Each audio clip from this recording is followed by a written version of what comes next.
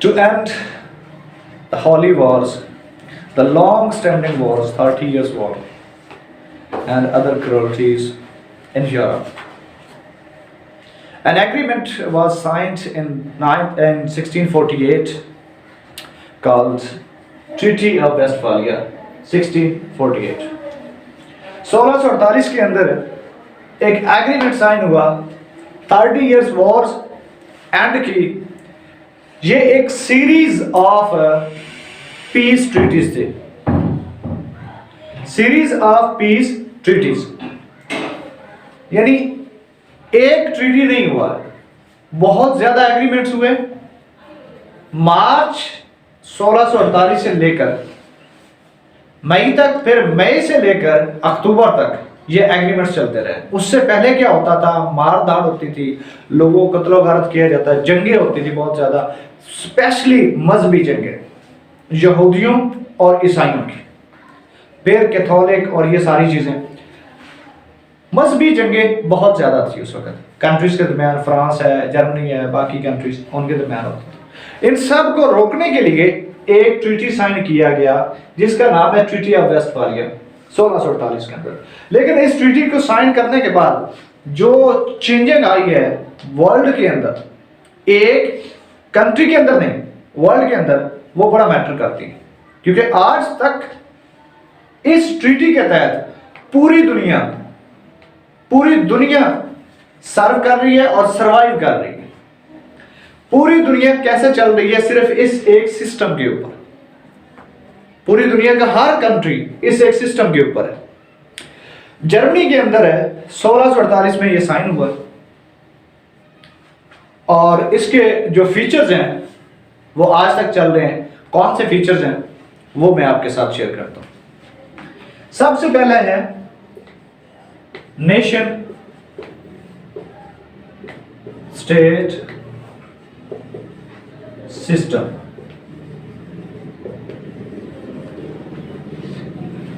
अब देखा जाए लुबे लुबाब या क्रक्स वेस्टफालिया ट्रीटी का यही है। इसके अंदर आगे फीचर्स है बाकी सारे इस एक नेशन स्टेट सिस्टम के अंदर। आज आपको पता चला है, मतलब कि आप देखते हैं कि हर एक कंट्री अलग है, अपनी मर्जी से वो गवर्न कर रहा है, रूल कर रहा है, उसके अलग पॉलिसीज हैं, foreign policy, economic policy, education policy, हर एक डिफरेंट है।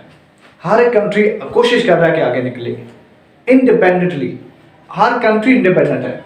वो क्यों है? सिर्फ इस एक पॉइंट की वजह से, नेशन स्टेट सिस्टम जिसके अंदर हम लोग जिंदगी गुजार रहे हैं, यानी कंट्रीज जिंदगी गुजार रहे हैं, वो एक सिस्टम है। सिस्टम कौन सा? नेशन स्टेट का। अब नेशन स्टेट सिस्टम के जो फीचर्स हैं, जो मेन पॉइंट्स हैं, नंबर 1 नेशन, जो इसके कंपोनेंट्स हैं। नेशन क्या चीज है?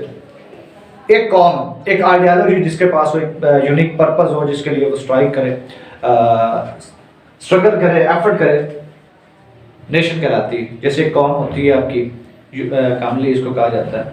एक अलग कंट्री, एक अलग नेशन जो अपने अफेयर्स को खुद डील करे। वो मजहबी हो सकती है, वो पॉलिटिकल हो सकती है, वो कोई भी हो सकती है, लेकिन एक कौम। इसमें यह कहा गया इस ट्रीटी के तहत कि हर एक कंट्री, हर एक स्टेट, उसका जो फीचर है पहला, उसके अंदर एक नेशन होती है और वो स्टेट के अंदर रहती है। एक बाउंड्री, लिमिट क्रिएट कर दी गई कि वो इंडिपेंडेंट है, इंडिविजुअल है, अपनी मर्जी से चल सकती है। इसके अंदर है दूसरा जो कंपोनेंट है वो स्टेट का है। स्टेट क्या चीज है? एक चीज मैं मजीद आपको क्लियर करता चलूं कि नेशन की डेफिनेशन वेरी करती आई है। डिफरेंट स्कॉलर्स ने इसको डिफरेंट वे में लिया हुआ। तो काइंडली एक दो जो है या 3-4 स्कॉलर्स की डेफिनेशन जो नेशन की है वो अच्छे से तैयार कर दें। दूसरा इसका कंपोनेंट स्टेट है। स्टेट क्या चीज है? एक कॉन्स्टिट्यूशनल गवर्निंग बॉडी,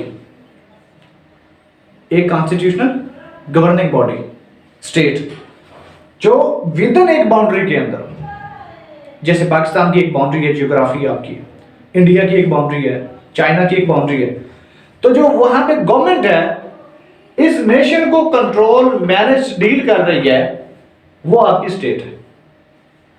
ये इन्होंने कहा था। ये दो फीचर, दो कंपोनेंट्स। तीसरा, state actors.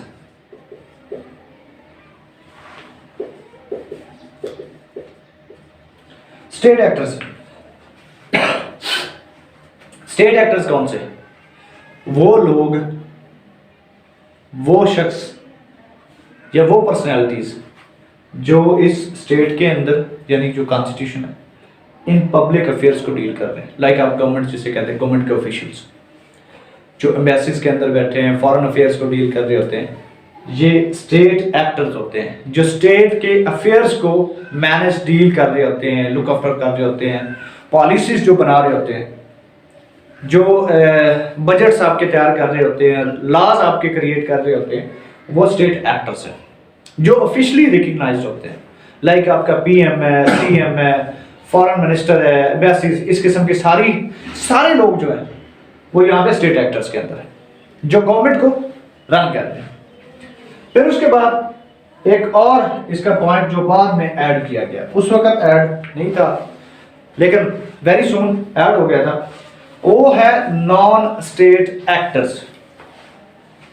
Non state actors,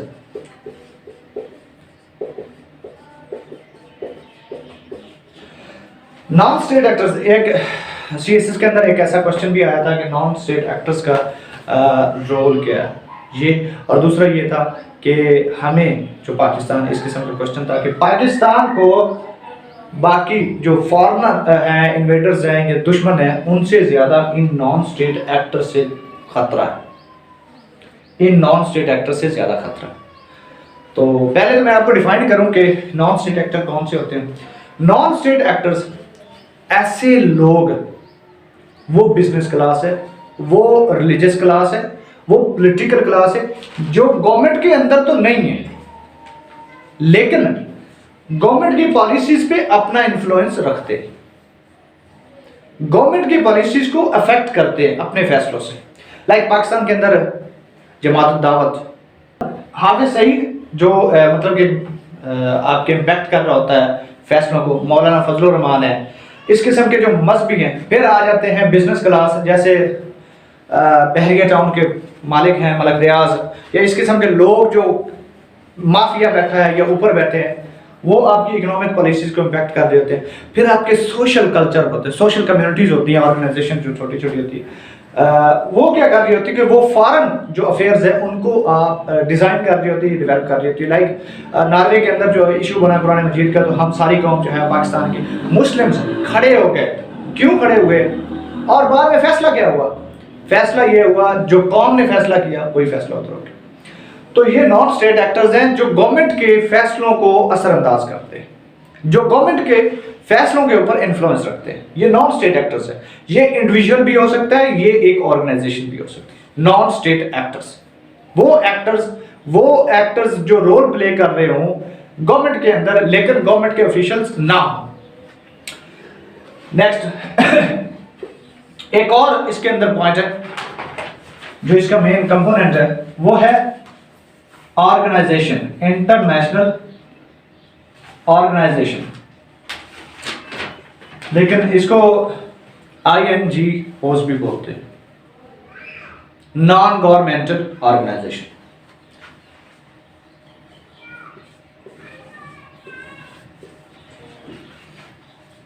ये कौन सी? इंटरनेशनल नॉन गवर्नमेंटल ऑर्गेनाइजेशंस, ये भी कंपोनेंट होते हैं। जैसे आज ये स्टार्ट में उस वक्त तो ऑर्गेनाइजेशन का कॉन्सेप्ट ही नहीं था, लेकिन ये बाद में अभी जो ऑर्गेनाइजेशंस डेवलप हुई है तो उस वक्त इसको एक कंपोनेंट बना दिया गया इसका, स्टेट का, कि ये भी इन्फ्लुएंस करे।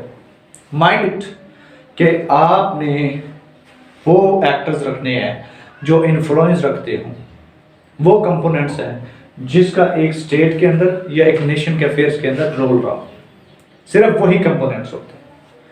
तो इंटरनेशनल नॉन गवर्नमेंटल ऑर्गेनाइजेशन या लोकल जो NGOs हैं वो भी इसमें आती हैं। वो रोल प्ले कर रही हैं, अपना इफेक्ट कर रही हैं, लाइक यूएनओ है, बाकी सिक्योरिटी काउंसिल है, यूरोपीय यूनियन है, आसियान है, सार्क है, इस किस्म की जो ऑर्गेनाइजेशंस है वो आपके स्टेट के जो अफेयर्स है उनको कैसे इफेक्ट कर रही है। IMF आपका इफेक्ट कर रहा है, वर्ल्ड बैंक इफेक्ट कर रहा है, बाकी जो है चीज़ें FATF वो भी आपका कर रही है, वो आपसे पॉलिसीज अपनी मर्जी से बनवा रहे होते हैं, वो भी इफेक्ट कर रहे होते हैं, इसलिए वो भी इसका मेन एक कंपोनेंट इन चीज का नेशन स्टेट सिस्टम का। और आज की दुनिया में हर कंट्री ये चीजें एक स्टेट के अंदर, अपने कंट्री के अंदर ये चीजें रखता है और इन्हीं के अकॉर्डिंग वो चल रहा है। नेक्स्ट, इसमें जो एग्रीमेंट किया गया था, अब उस पे आ जाते हैं। ये हमने पहला फीचर डिस्कस किया कि नेशन स्टेट सिस्टम होगा, यानी हर स्टेट उसके कंपोनेंट्स पे डिस्कस कर लिया। अब सेकंड है इसका, जैसे उन्होंने कहा कि हर स्टेट की एक बाउंड्री होगी, फिर साथ उन्होंने कह दिया कि ये सोवरेन स्टेट होगी। क्या वर्ड है? सोवरेन। एक ऐसा भी क्वेश्चन 2019 के अंदर आया है कि जिसमें आई थिंक 2019 से 18 उसमें ये बात कही गई कि जो नेशन स्टेट है क्या वो एग्जैक्टली वही है, और सोवरेनिटी और नेशन स्टेट सिस्टम का जो आज का कॉन्सेप्ट है वो क्या है। इस किस्म का कोई क्वेश्चन था 2019 के अंदर, CSS के अंदर आया था या 18 के अंदर। सोवरेन स्टेट सिस्टम, एक तो नेशन स्टेट सिस्टम है सोवरेन। अब सोवरेन क्या है? सोवरेनिटी, खुद मुख्तारी। इसमें यह बात की गई है कि कोई दूसरी नेशन कोई दूसरी स्टेट किसी दूसरे स्टेट की सोवरेनिटी पे अटैक नहीं करेगी। लाइक इंडिया, वो हमारे पाकिस्तान के इश्यूज में या अफेयर्स में इंटरफेयर नहीं करेगा। इंडिया को तो वैसे भी हम नहीं समझते अच्छा, फिर कोई और कंट्री ले रहे, सऊदी अरेबिया है, ईरान है, इराक है, वो पाकिस्तान के अफेयर्स में नहीं करेगा। ये सोवरेनिटी है। जो इंडिविजुअल उसके अफेयर हैं, उसके लोकल हैं, नेशनल अफेयर्स हैं, जो मैटर्स उसके चल रहे हैं या अपने कंट्री के अफेयर होते हैं, उसमें कोई दूसरा कंट्री इंटरफेयर नहीं करेगा। That's called sovereign state. तो सोवरेनिटी होनी चाहिए। इसमें इस एग्रीमेंट के तहत ये कहा गया। असल में वॉर्स को रोकना था उन्होंने, तो ये एक लाजमी पॉइंट था। फिर इसी तरीके एक और मैं ऐड करता चलूं, वो ये है कि अटैक नहीं करेगा कोई कंट्री। यहां पर सोवरेनिटी की बात हो रही। सोवरेनिटी मींस आप उनके इंडिविजुअल मैटर्स में इंटरफेयर नहीं करेंगे। जैसे पाकिस्तान में अगर कोई क्राइसिस चल रहे हैं तो ये नहीं हो सकता कि चाइना हमें डिक्टेट करे या अमेरिका हमें डिक्टेट करे कि भाई इसको ऐसे करो या ऐसे करो। ऐसा नहीं हो सकता। नेशन स्टेट सिस्टम के अंदर ये बात कही गई कि जो जाती अफेयर्स हैं, घर के अफेयर्स हैं, उनको डील करें जैसे मर्जी करें, आप खुद मुख्तार हैं। दूसरी एक और बात कि किसी दूसरी इंडिपेंडेंट जो आजाद स्टेट है, जो सोवरेन स्टेट है, उसके ऊपर अटैक नहीं करेंगे। ये बात कही गई क्योंकि उन्होंने वॉर्स को खत्म करना था। जो जंगें चली आ रही थी, सदियों से, सालों से चली आ रही थी, उनको रोकना था। तो ये बात उन्होंने क्लियर कर दी कि कोई दूसरी स्टेट किसी दूसरी स्टेट से जंग नहीं लड़ेगी, अटैक नहीं करेगी उसकी सोवरेनिटी के ऊपर। मिलिट्री अटैक हो सकता है जो भी। और फिर ये भी साथ मेंशन किया गया कि उसकी जो बाउंड्री है वो कैप्चर नहीं करेगी। लाइक पाकिस्तान की जियोग्राफी जो बाउंड्री है, ईरान ये नहीं कह सकता कि ये आधा हिस्सा मेरा है, मुझे दे दो। या कल को बड़ा होता है वो उस पर अटैक कर देता है, जैसे कि आजकल हमारे मतलब कि इंटरनेशनल लेवल पे चल रही चीजें। तो ये सारी चीजें आज भी चल रही हैं। और आज कोई स्टेट किसी दूसरे के ऊपर अटैक करके किसी की जगह, किसी की एरिया, टेरिटरी, बाउंड्री उसके ऊपर कब्जा नहीं कर सकता। ये आज भी चीजें चल रही हैं। ये था एक ट्रीटी ऑफ वेस्टफालिया जो कि 1648 में हुआ। कहाँ पे हुआ ये भी मेंशन कर दिया, क्या क्या पॉइंट्स हैं ये भी। मजीद अगर कोई इसके हवाले से पूछना हो तो आप कांटेक्ट कर सकते हैं, इनबॉक्स कर सकते हैं। जज़ाकल्लाह।